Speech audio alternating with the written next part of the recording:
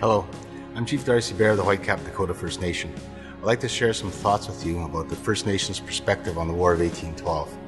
For the Whitecap Dakota and many other First Nations, our participation in the War of 1812 as allies of the Crown remains an important part of our history. For First Nations, this was a nation-to-nation alliance, which included British promises for our First Nations homeland and a protection of their territories.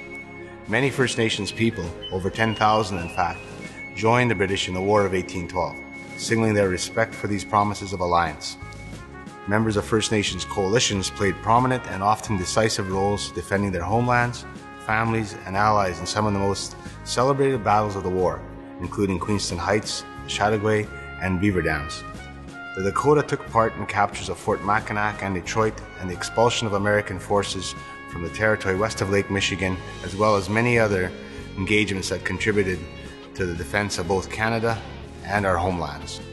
Following the signing of the Treaty of Ghent in 1814, First Nations discovered that they had been effectively abandoned by their allies. Contrary to the promises of the British, the Indigenous inhabitants of this land were left out of peace negotiations.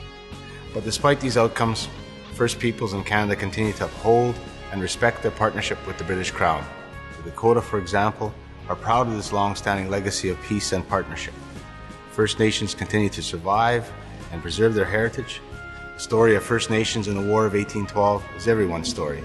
It is just as much about building what would later become the nation of Canada as it is about solidifying of a Canadian identity, and the contribution of the Dakota Nations remains a significant part of this story.